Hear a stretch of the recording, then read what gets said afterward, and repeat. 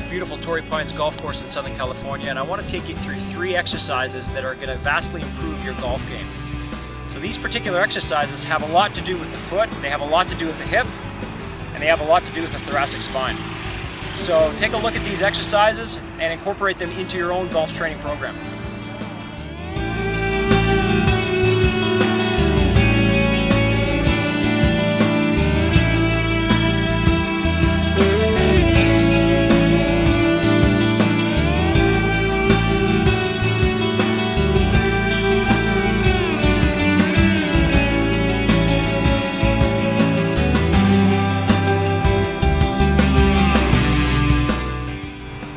The particular drill you just witnessed is a great drill to allow the hips to be able to rotate to facilitate power in your golf swing. It also takes pressure off the lower back, which is a big reason why people don't enjoy the game of golf. And so what we're looking for in this drill is a lot of pelvic motion at the hip joint. We're also looking at that back foot being able to spin and allow that hip to actually rotate around. So that back foot is going to be lively. And we want to see a good extension to the thoracic spine, because once we get extension in the thoracic spine, that motion is truly coupled with a little bit more rotation. So we want to look for space in the spine, we want to look for movement at the hip and movement at the foot.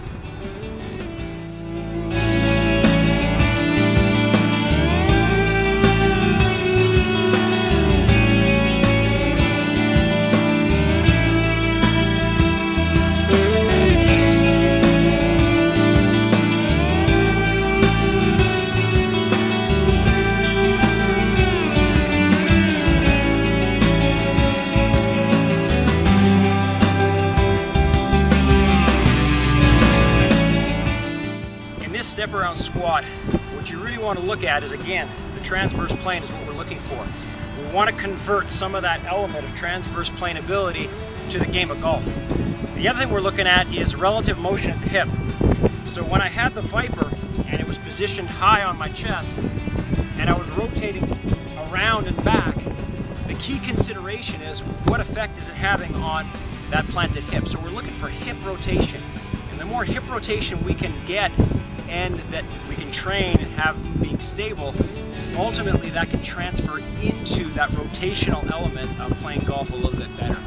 So this particular drill trains the trunk to be able to rotate, trains the mobility of the hip, and also the thoracic spine to allow itself the expression of rotation and power generation in golf.